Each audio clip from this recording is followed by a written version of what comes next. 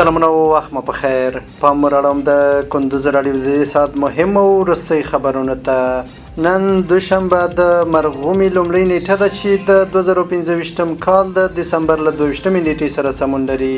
روانه خبري غړي درته زه عبدالجلیل سات وړاندې کوم، خو په پیل کې هم د څو مهمو خبرونو سره ټکي.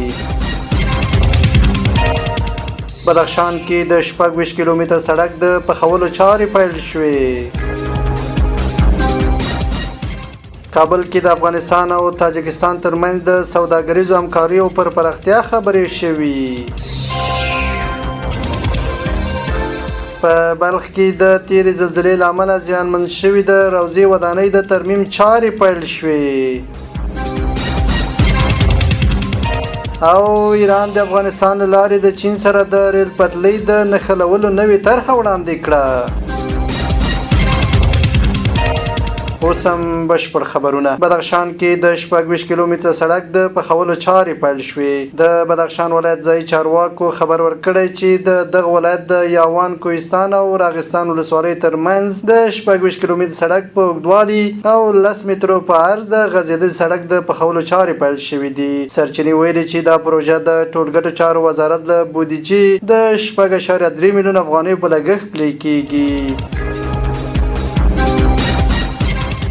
کابل کې د افغانستان او تاجکستان ترمنځ د سوداګریزو همکاریو پر پراختیا خبرې شوې. د افغانستان د سوداګرۍ او پانګونې خونې رئیس سید کریم هاشمي په کابل کې د تاجکستان له سفیر ډاکټر سعدي شریفي سره کتلې دي. په دې لیدنه کې دواړو لورو د دوه اړخیزو سوداګریزو اړیکو د پیاوړتیا، د تجارتي همکاریو د پراختیا او ګډو پانګونو د فرصتونو په اړه خبرې شوې دي. دا په داسې حال کې ده چې په تیرو 4 کلونو کې د منځنۍ اسیا له هیوادونو سره د افغانستان اقتصادي او سوداګریزې اړیکې د پام وړ پراخې شوې دي.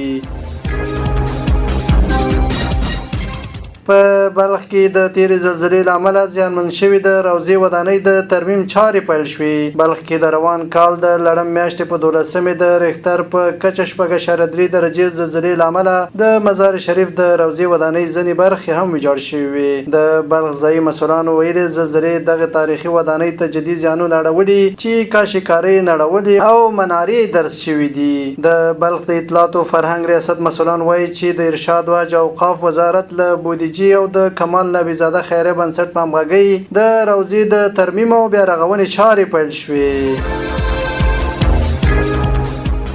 او وروستۍ خبر ده چې ایران د افغانستان له لارې د چین سره د ریل پټلۍ د نښلولو نوې طرحه وړاندې کړه.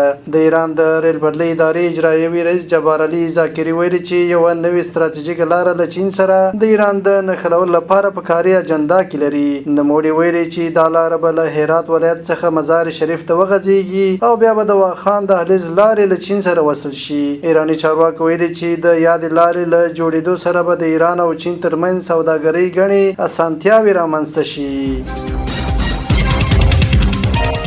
دا د دې مهال مهم او وروستي خبرونه. تر بیا ښه وختونه لوی الله ومل شه.